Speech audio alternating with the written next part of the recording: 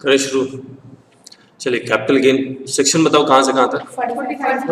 45 से लेकर 55 ए तक। 45 क्या है? चार्जिंग सेक्शन एक ही है या कई है? मेन चार्जिंग सेक्शन कौन सा है? 45 सबसेक्शन 1, बाकी 45 सबसेक्शन 1A 2 3 4 एंड 5 जो अदर चार्जिंग सेक्शन है। ठीक है, section 45 subsection 1 main charging section है। इसमें क्या लिखा हुआ है कि ट्रांसफर होना चाहिए। क्या चीज ट्रांसफर होना चाहिए? कैपिटल एसेट ट्रांसफर होना चाहिए। अगर कैपिटल एसेट ट्रांसफर होगा तो किस ईयर में टैक्सेबिलिटी आएगी? जिस ईयर में ट्रांसफर हुआ है, पैसा मिले या ना मिले। तो सेक्शन 45 सबसेक्शन 1 चार्जिंग सेक्शन क्या कह रहा है? Profit arising from transfer of capital asset is chargeable under the head capital gain in the year of transfer. Capital asset किस सेक्शन में डिफाइंड है? Section 2 subsection 14। ट्रांसफर किस सेक्शन में defined है? Section 2 subsection 47।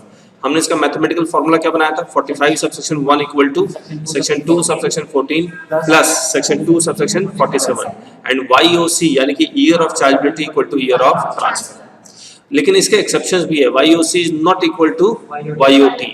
The exception to the YOC is not equal to YOT. In following cases, capital gain is charged to tax on receipt basis. तो in general case कब taxable होगा? जिस year में asset transfer होगा। लेकिन 3 cases ऐसे हैं जहां पर टैक्सेबिलिटी कब आएगी? जब पैसा मिलेगा। 45 सबसेक्शन 1 क्या है? Insurance compensation. तो YOC equal to year in which insurance compensation is received. 45 subsection 2 क्या है? Conversion of asset into stock in trade. घर का एसेट दुकान में लाके बेचते हो। इस केस में YOC equal to year in which stock in trade is sold. फिर 45 subsection 5 compulsory acquisition of the asset by the government. यहां पर YOC equal to year in which whole और part of initial compensation is received. ठीक है, तो ये हो गया चार्जिंग सेक्शन के बारे में। अब कैपिटल एसेट क्या होता है? मैंने क्या बताया था? कैपिटल एसेट सब कुछ है, तो everything is a capital asset except certain exclusion. और मैंने जब यहाँ पर लिखा हुआ था कैपिटल एसेट मींस प्रॉपर्टी, तो प्रॉपर्टी का मतलब क्या कहा था? Bundle of rights. तो जब भी मैं कैपिटल एसेट क्या कहूंगा तो आपको क्या याद आएगा? It is a rights.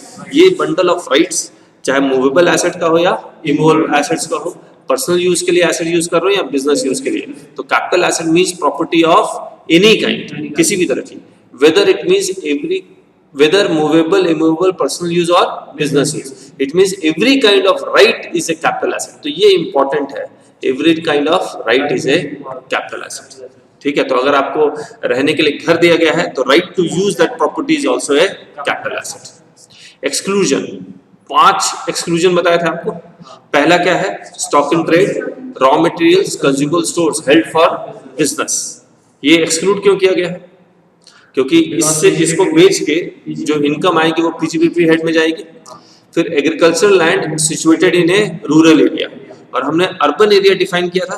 Urban area क्या होता है? Municipal limits and municipal limits के अंदर, या फिर म्युनिसिपल लिमिट से 2 किलोमीटर, म्युनिसिपल लिमिट से 6 किलोमीटर या फिर 8 किलोमीटर। यानी कि जैसे जैसे पॉपुलेशन बढ़ता जाएगा किलोमीटर भी बढ़ता जाएगा। और ये जो डिस्टेंस है 2, 6, 8 कैसे काउंट करोगे? जैसे कौवा फ्लाई करता है, यानी कि स्ट्रेट डिस्टेंस, एरियल डिस्टेंस में। ठीक है, उसके बाद personal assets held for daily use. इसको हम एक्सक्लूड क्यों कर रहे हैं? Personal assets for daily use, क्योंकि इसको बेच के लॉस अराइज होता है, तो इसीलिए इसको हटा दिया गया। और अगर लेकिन कुछ एसेट्स को हमने पर्सनल एसेट्स नहीं माना है। किसको? ZP की सा, therefore it is a capital asset. J for jewellery, archaeological collections, drawings, paintings, sculptures, any work of art. इसको हम कैपिटल एसेट क्यों मान लिया हमने? इसको कैपिटल एसेट क्यों मान लिया? क्योंकि अच्छा ये जो ड्राइंग है, पेंटिंग है, आपकी बनाई हुई है, फेमस लोगों की बनाई है, फेमस लोगों की बनाई है, और इनको बेच के जनरली प्रॉफिट अराइज होता है, इसीलिए इसको कैपिटल एसेट मान लिया गया। फिर फोर्थ क्या है? Gold bonds 1999, certificate issued under gold monetisation scheme 2019। ये नया आया है, ये नया है, ठीक है। ये भी कैपिटल एसेट नहीं है। और स्पेशल बियरर बॉन्ड 1991, ये भी कैपिटल एसेट नहीं है। हमने यहाँ पर एक आपको बताया था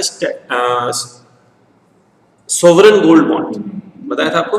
हमने कहा था सोवरेन गोल्ड बॉन्ड पैसे दे के खरीदते हैं, तो it is a just like, it will behave just like gold. तो गोल्ड का पीरियड ऑफ होल्डिंग 3 साल, तो सोवरेन गोल्ड बॉन्ड का भी पीरियड ऑफ होल्डिंग 3 साल है। गोल्ड का इंडेक्सेशन होगा तो सोवरेन गोल्ड बॉन्ड का भी इंडेक्सेशन होगा, और sovereign gold bond is a capital asset. ठीक है,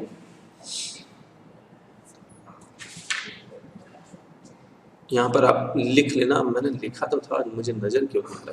खैर, नेचर ऑफ एसेट, अब ये capital asset short term long term कुछ भी हो सकता है। Nature of asset, depreciable asset always short term.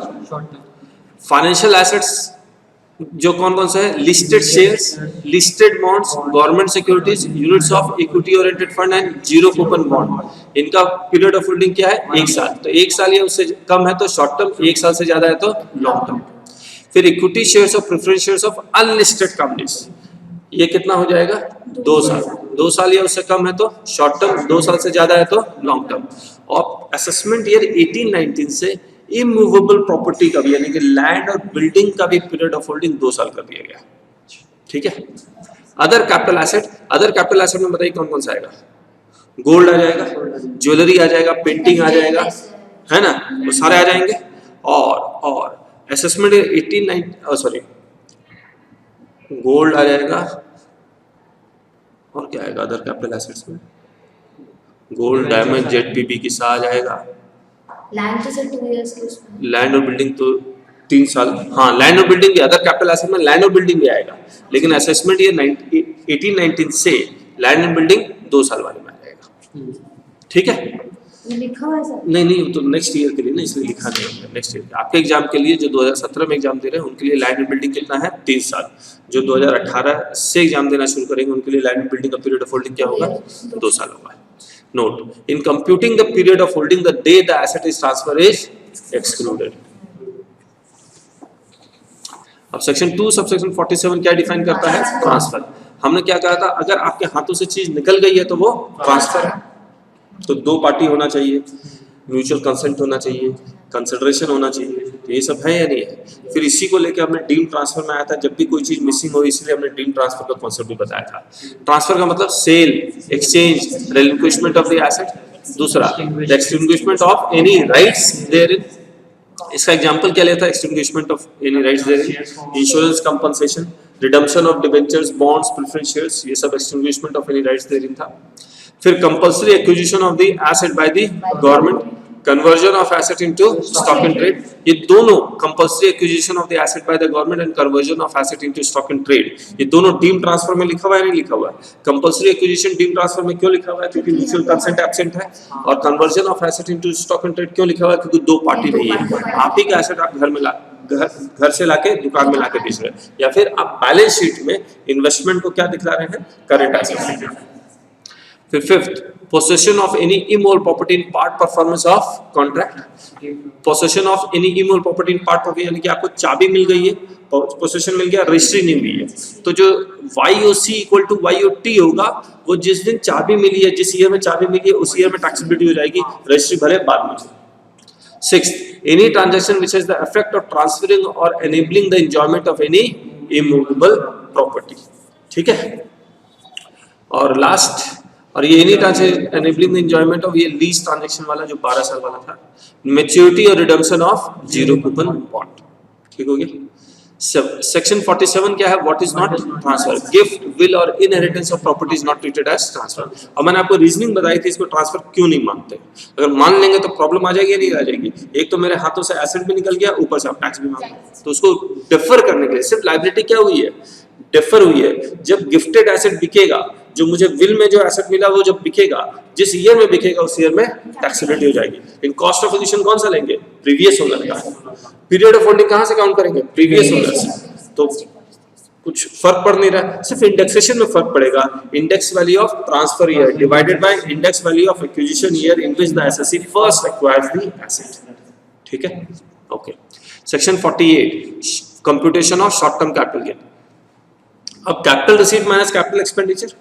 Capital receipt मतलब सोर्स ऑफ इनकम को बेच के जो पैसा आया, जिसको हमने फुल वैल्यू ऑफ कंसिडरेशन कहा है, लेस कैपिटल एक्सपेंडिचर का मतलब एसेट को खरीद के जो पैसा खर्च हुआ है वो कैपिटल एक्सपेंडिचर, जिसको हम लोग कह रहे हैं cost of acquisition, cost of improvement और एक्सपेंसेस ऑन ट्रांसफर। अगर यही लॉन्ग टर्म है तो हम लोग कॉस्ट ऑफ एक्विजिशन की जगह इंडेक्स माइनस करते हैं, कॉस्ट ऑफ इंप्रूवमेंट की जगह index cost of improvement minus करते हैं और एक्सपेंसेस ऑन ट्रांसफर क्या आएगा, लॉन्ग टर्म कैपिटल गेन। कौन सा long term capital asset index नहीं होता है? बॉन्ड्स, डिबेंचर्स इंडेक्सेशन नहीं होता। कौन सा बॉन्ड्स इंडेक्स होता है? सोवरेन गोल्ड बॉन्ड इंडेक्स होके रहेगा। ठीक है, formula for indexation, index cost of acquisition equal to index value of transfer year divided by index value of acquisition year in which the assessee first acquires the asset. Index cost of improvement, index value of transfer year divided by index value of improvement year into cost of improvement. No indexation of bonds और debentures even if long term capital asset. लेकिन कौन सा bonds index होगा? Sovereign gold bond index होगा। क्यों हो रहा है सोवरेन गोल्ड बॉन्ड इंडेक्स? क्योंकि it will behave like gold. ठीक है, full value of consideration, sir ये जो प्रोविजन होता है उसका full value of consideration, general cases full value of consideration में अगर कंसिडरेशन आपको कैश में मिला तो अमाउंट रिसीव्ड और रिसीवेबल, यानी कि अगर आपने 50 लाख रुपए की प्रॉपर्टी बेची है तो फुल वैल्यू ऑफ कंसिडरेशन क्या होगा? 50 लाख। उसमें से सिर्फ 10 लाख मिला, 40 लाख नहीं मिला तो भी 50 लाख, क्योंकि YOC इक्वल टू YOT है। समझ में आ गया? अगर कंसिडरेशन इन काइंड में मिल रहा है तो fair market value of the asset. Special cases, अगर सेक्शन 50C में अगर आपका केस फॉल करता है, 50C क्या है? लैंड और बिल्डिंग अगर आप बेचते हैं तो लैंड एंड बिल्डिंग में क्या लेते हैं? हायर ऑफ क्या? स्टाम्प वैल्यू और कंसिडरेशन व्हिचएवर इज हायर। अगर 45 सबसेक्शन 1A में केस फॉल करता है तो जितना इंश्योरेंस क्लेम मिला है आपको that is the full value of consideration. अगर आपका 45 सबसेक्शन 2 में केस फॉल करता है जहां पर आप घर का एसेट दुकान में लाके बेच रहे हैं तो जिस दिन कन्वर्ट कर रहे हैं उस दिन की fair market value will be the full value of consideration. 45 subsection 3 में एडमिशन ऑफ ए पार्टनर, तो अगर आपका पार्टनर कैपिटल कंट्रीब्यूट कर रहा है in a form of capital asset तो जितना बुक्स ऑफ अकाउंट में रिकॉर्ड करेंगे that is the full value of consideration, the amount recorded in the books of accounts. अगर फर्म डिसॉल्व हो रहा है और पार्टनरशिप फर्म का एसेट खरीद रहा है तो जिस दिन खरीद रहा है उस दिन का fair market value as on date of distribution, क्योंकि थर्ड पार्टी को भी तो वो फेयर मार्केट वैल्यू में बेचेगा तो वही थर्ड पार्टी वाला जो जितने रुपए में बेच रहा है वही fair full value of consideration partner के लिए भी हो जाएगा, मतलब फर्म के लिए भी हो जाएगा। 45 सबसेक्शन 5 जहां पर compulsory acquisition of the asset by the government होता है वहां पर इनिशियल कंपनसेशन चाहे मिले आज जैसे ही 1 रुपया मिल गया पूरा का पूरा initial compensation full value of consideration हो जाएगा। ठीक है, नेक्स्ट कॉस्ट ऑफ एक्विजिशन। मैंने आपको कैपिटल गेन में एक बात बताई थी, अगर आप कॉस्ट ऑफ एक्विजिशन निकाल लेते हैं तो 90% आपका कैपिटल गेन का क्वेश्चन सॉल्व हो चुका है, बाकी तो सिर्फ फॉर्मूला है। जनरल क्या है? Cost of acquisition purchase price plus brokerage paid on acquisition of the asset. याद रखना ब्रोकरेज को ऐड करना मैंने बात कहा था बहुत ज्यादा जरूरी है, बोला था, क्योंकि इंडेक्सेशन में फर्क पड़ेगा। अगर asset is acquired before 1 April 1981 तो परचेज प्राइस प्लस ब्रोकरेज और fair market value as on 1 April 1981 whichever is higher. तो ब्रोकरेज जब भी ऐड होगा परचेज प्राइस में ऐड होगा, फेयर मार्केट वैल्यू में ऐड नहीं होगा। असेसमेंट ईयर 1819 से असेसमेंट ईयर 1819 से कैपिटल गेन पूरा का पूरा चेंज हो रहा है इन द सेंस कि ये 1 अप्रैल 1981 जो बेस ईयर था 81 82 उसको चेंज करके 2001 2002 कर दिया गया तो वहां 100 आ गया। तो इसका मैंने YouTube में वीडियो भी डाला हुआ, ऑब्वियसली पेड वीडियो है, पेमेंट करने पे ही वो देख पाएंगे। तो बेस ईयर क्या हो गया 2001 2002 हो गया। तो मैंने पूरे YouTube में उस वीडियो में समझाया है कि इससे फायदा क्या हुआ। तो उसमें 2 चेंजेस है कैपिटल में, तो लैंड बिल्डिंग का पीरियड ऑफ होल्डिंग 2 साल कर दिया गया, बेस ईयर 81 82 से 2001 2002 कर दिया गया। तो उसमें फर्क क्या पड़ा है उस वीडियो में मैंने एक्सप्लेन किया हुआ है। ठीक है, तो हम लोग जब 18-19 क्लास करेंगे तो हम लोग करेंगे भी। Cost of acquisition of shares, एक चीज हमने बताया था, शेयर्स में कॉस्ट ऑफ इंप्रूवमेंट नहीं होता और शेयर्स को एक्वायर करते वक्त और बेचते वक्त सिक्योरिटीज ट्रांजैक्शन टैक्स लगता है, उसको दोनों को इग्नोर करते हैं। लेकिन अगर शेयर्स का प्रॉफिट और पीजीबीपी में जाता है तो सिक्योरिटीज ट्रांजैक्शन टैक्स खरीदते वक्त और बेचते वक्त वो बिजनेस एक्सपेंडिचर में फैलाएगा। ठीक है, cost of acquisition shares of original shares purchase price plus brokerage. तो ये पुराना वाला जो 81 वाला कॉन्सेप्ट है वो यहाँ भी चलेगा शेयर्स में, समझ में आया। और अगर 18 असेसमेंट 18-19 है तो 2001-2 कॉन्सेप्ट चलेगा। तो परचेज प्राइस प्लस ब्रोकरेज, यही ओरिजिनल शेयर्स अगर 1 अप्रैल 1981 से पहले खरीदा गया है तो ये वाला फॉर्मूला से चलेगा। फिर बोनस शेयर्स का कॉस्ट ऑफ एक्विजिशन क्या होगा 0।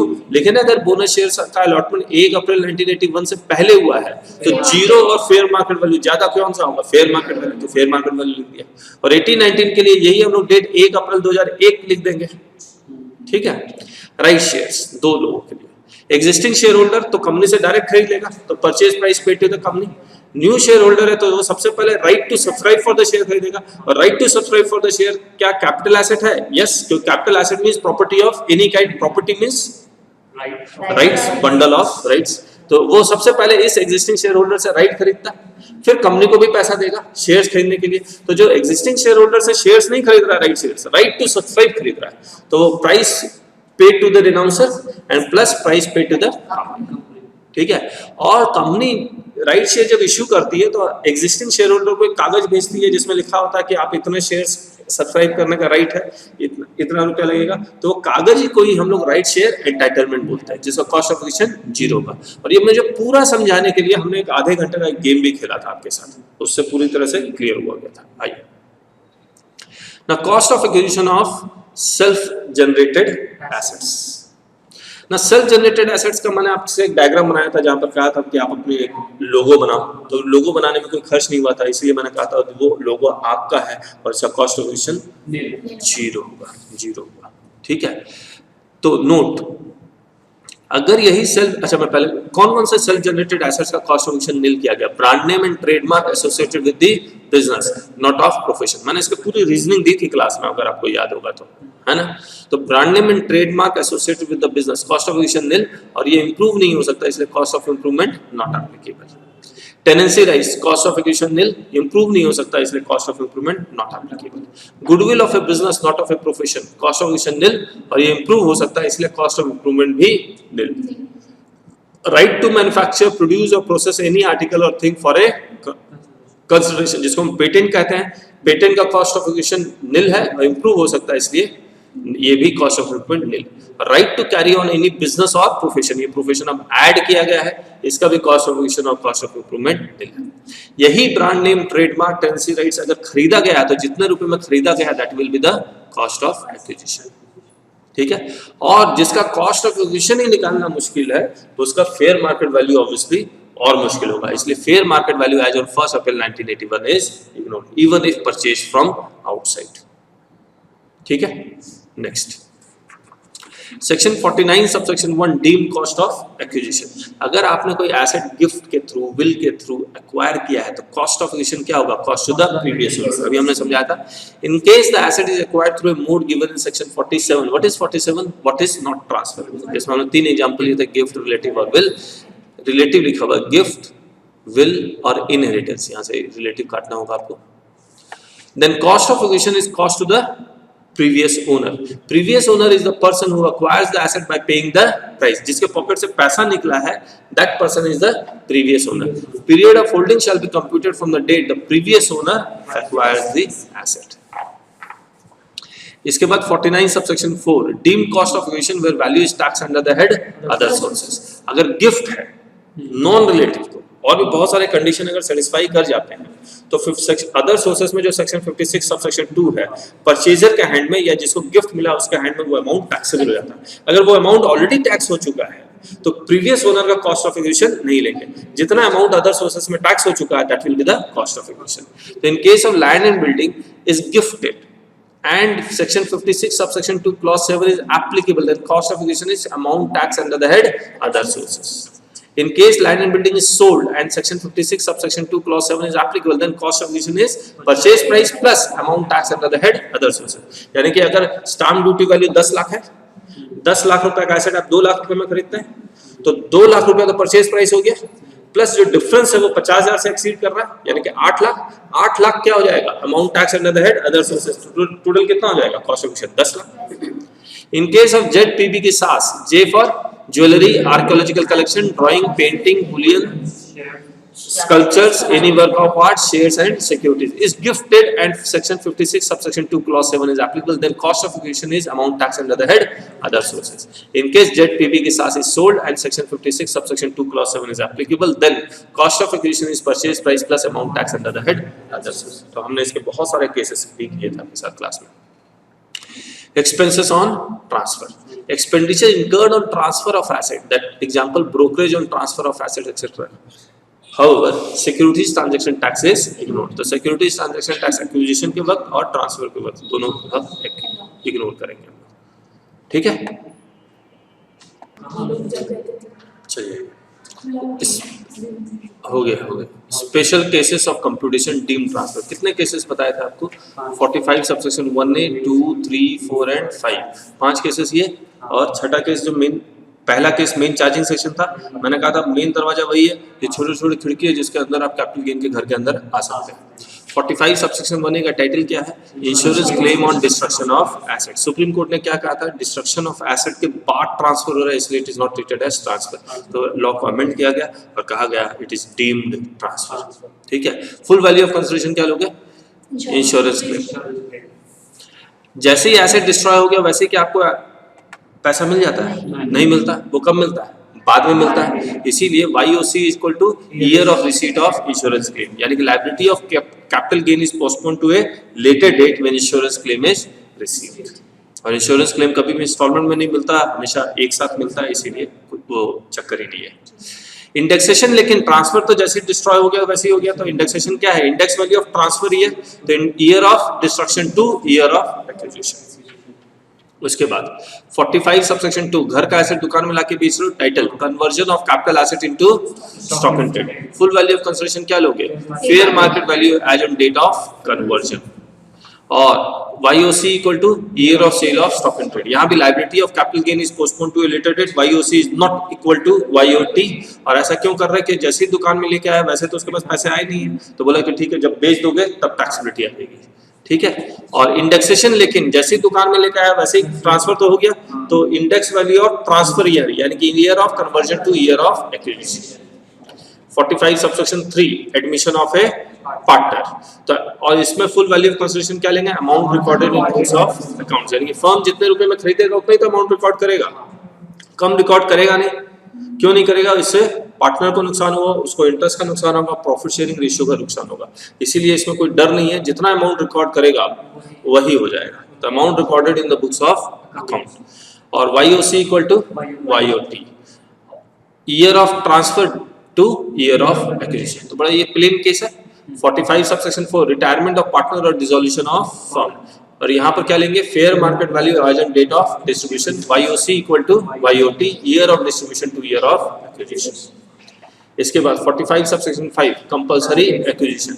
इसमें कंपल्सरी एक्विजिशन में full value of consideration is initial compensation, और YOC is not equal to YOT, it is year of receipt of initial compensation. और जैसे ही कंपल्सरी एक्वायर हुआ वैसे ही ट्रांसफर हो गया, तो year of compulsory acquisition to the year of acquisition, ठीक है। अब एग्जामिशन में आते हैं हम लोग।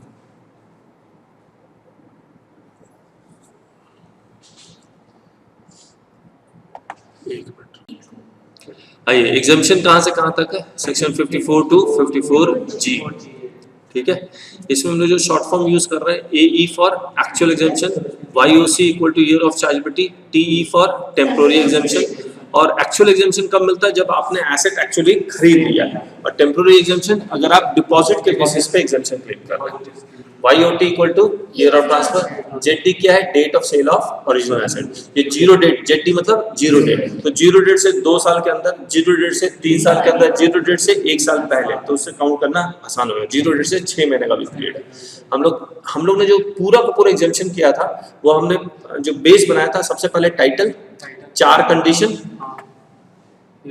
A B C D, A for eligible SSC, B में एलिजिबल एसेट, C में टाइम लिमिट और D में डिपॉजिट स्कीम, फिर अमाउंट ऑफ एग्जेम्पशन, फिर कॉन्सिक्वेंसेस 1, कॉन्सिक्वेंसेस 2। कॉन्सिक्वेंसेस 1 में क्या है?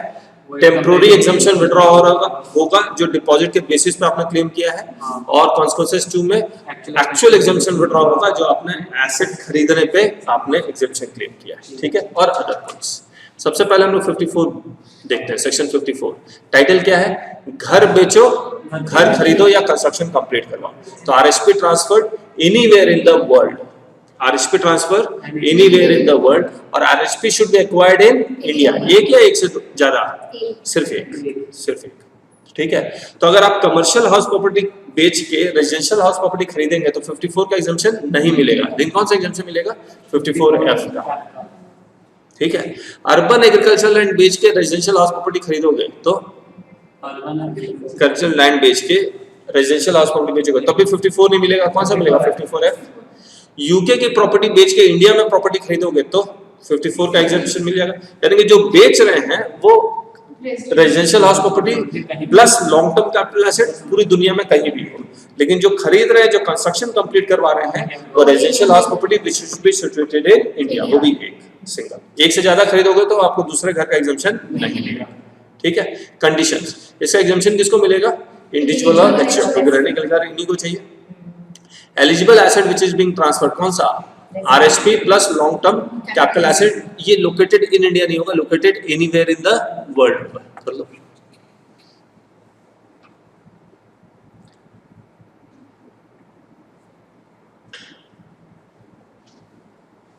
ठीक है। Time limit of purchase of new residential house property 0 date से 2 साल आगे परचेज है, 3 साल आगे कंस्ट्रक्शन है, 1 साल पीछे परचेज। ठीक है, पीछे कंस्ट्रक्शन नहीं। डिपॉजिट स्कीम एप्लीकेबल, कब तक डिपॉजिट करवाना है? ऑन और before the due date of filing of return, लिख लेना, ऑन और before the due date of filing of return. तो यहाँ डीडी लिख लेना शॉर्ट फॉर्म में। अमाउंट ऑफ एग्जेम्पशन, मतलब कितना एग्जेम्पशन? जितना वो डिपॉजिट अमाउंट ऑफ एग्जेम्पशन कितना? किसी एक घर का एग्जेम्पशन मिलेगा, या तो घर खरीदेगा या डिपॉजिट करवाएगा, तो actual exemption oblique temporary exemption. ठीक है। अब कॉन्सिक्वेंसेस 1, अगर डिपॉजिटेड जो आपने करवाया तो आपने प्रॉमिस किया है, 2 प्रॉमिस किया है। क्या? पहला, जितना अमाउंट करवाया डिपॉजिट उतने रुपए का घर खरीदेंगे और टाइम पे खरीदेंगे, या तो 2 साल या 3 साल। आपसे सवाल कब किया जाएगा? 3 साल बाद। तो पूरा का पूरा टेम्पररी एग्जेम्पशन हम लोग पहले विड्रॉ कर लेंगे, minus actual exemption equal to long term YOC equal to 0 date plus 3 है। तो ये जो लॉन्ग टर्म कैपिटल गेन आएगा किस ईयर में टैक्सेबल होगा? 0 डेट से 3 साल बाद। ठीक है। कॉन्सिक्वेंसेस 2, आपने जो नया एसेट खरीदा है अगर वो 3 साल के अंदर अंदर बेच दोगे from the date of acquisition, तो जो पहले कैपिटल गेन हमने एग्जेम्प्ट किया था और जो नया short term capital gain arise हो रहा है वो दोनों टैक्सेबल हो जाएगा, और जो लॉन्ग टर्म कैपिटल गेन हमने एग्जेम्प्ट किया था वो कन्वर्ट हो जाएगा शॉर्ट टर्म। तो यानी कि एक तरह से पेनल्टी लगा देगा। लॉन्ग टर्म पे 20% टैक्स लगता है, शॉर्ट टर्म पे स्लैब रेट, और 10 लाख से ऊपर है अगर आपकी इनकम तो 30% टैक्स लग जाएगा। तो long term plus short term equal to short term, YOC equal to YOT। ठीक है। Other points, only 1 RSP exemption can B.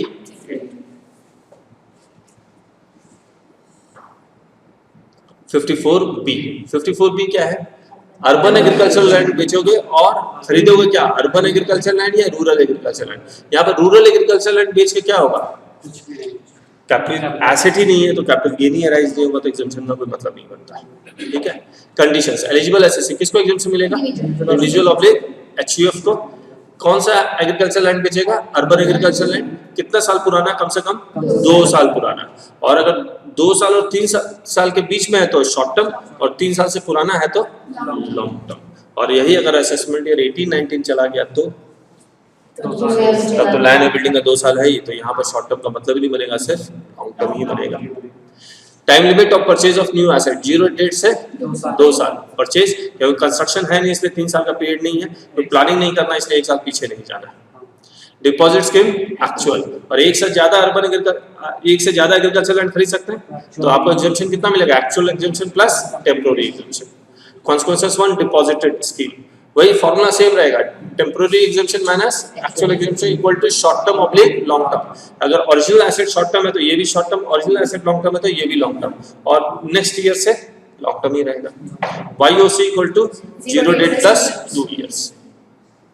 Consequences 2, again long term plus long term oblique short term plus short term equal to short term, YOC equal to YOT। लेकिन अगर ये rural agriculture land transfer कर रहा है तो ये capital gain arise ही नहीं होगा, because it is not a capital asset. और other points, as many agriculture land can be purchase for claiming exception.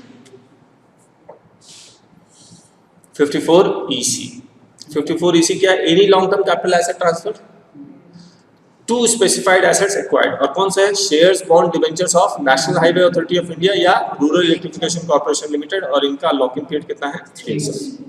किसको एग्जेम्पशन मिलेगा? NASSC।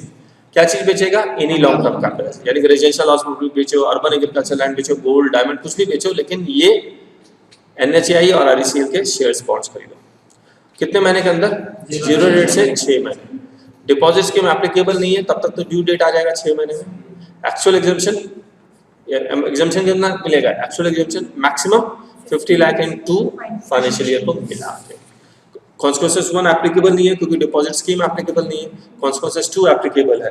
और मैंने कहा था यहाँ पर चैनलाइजेशन ऑफ मनी हो रहा है, किसी और एसेट का पैसा कहीं और जा रहा है तो वहां पर पेनल्टी गेन अराइज नहीं होगा, लॉन्ग टर्म ही रहेगा, शॉर्ट टर्म ही रहेगा, YOC इक्वल टू YOT। और other points, as many specified assets can be purchased for claiming exemption, लेकिन मैक्सिमम एग्जम्पशन की लिमिट है कितनी? 50 lakh in 2 financial year.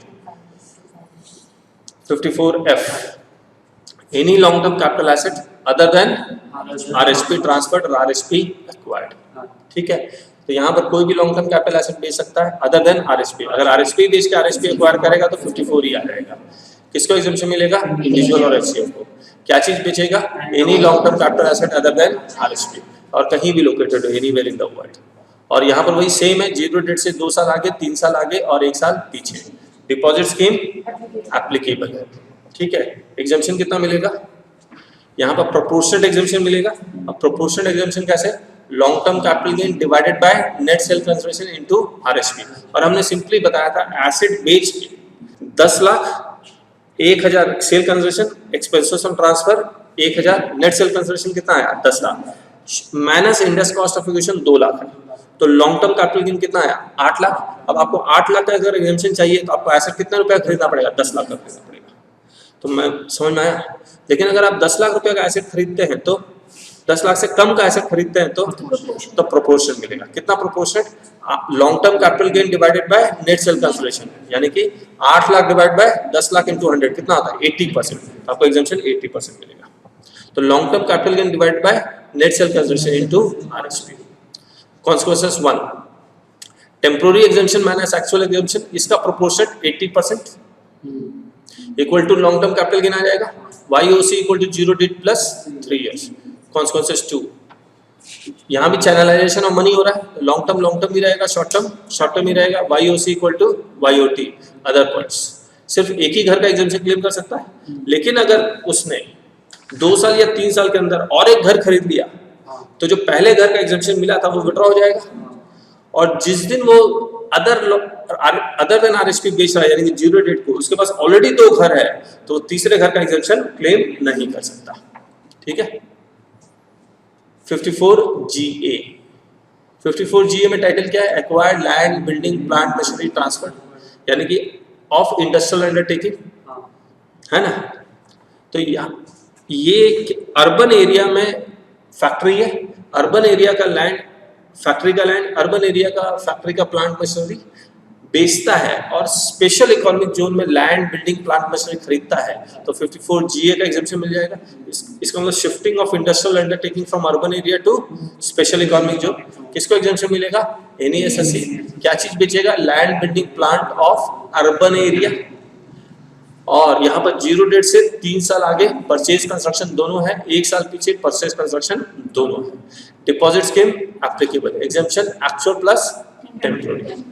Consequences 1, temporary exemption minus actual exemption equal to short term oblique long term, YOC equal to 0 date plus 3 years. और यहाँ पर consequences 2, long term plus short term equal to short term, YOC equal to YOT। जितना चाहे वो ऐसा खरीदेगा उसका exemption मिल जाएगा। ठीक है, ये कॉस्ट इन्फ्लेशन इंडेक्स है जहाँ पर बेस ईयर 100 से स्टार्ट है। ठीक है, और इसमें अगर बेस ईयर 2001 2002 हो जाएगा तो क्या होगा? ये वाला 426, ये 100 हो जाएगा। ये 100 कैसे होगा? 426 डिवाइड बाय 426 इंटू 100, आया समझ में? और फिर ये 2-3 का कैसे आएगा? 447 डिवाइड बाय 426 इंटू 100। तो ऐसे करके ये जितने भी फिगर है यहाँ पर सबको 426 से डिवाइड करके इंटू 100 से मल्टीप्लाई करके राउंड ऑफ कर दो, तो नया cost inflation index with the base year 1-2 बन जाएगा। समझ में आया? तो बड़ा सिंपल है, नेक्स्ट ईयर के लिए भी हो गया ये। चलिए।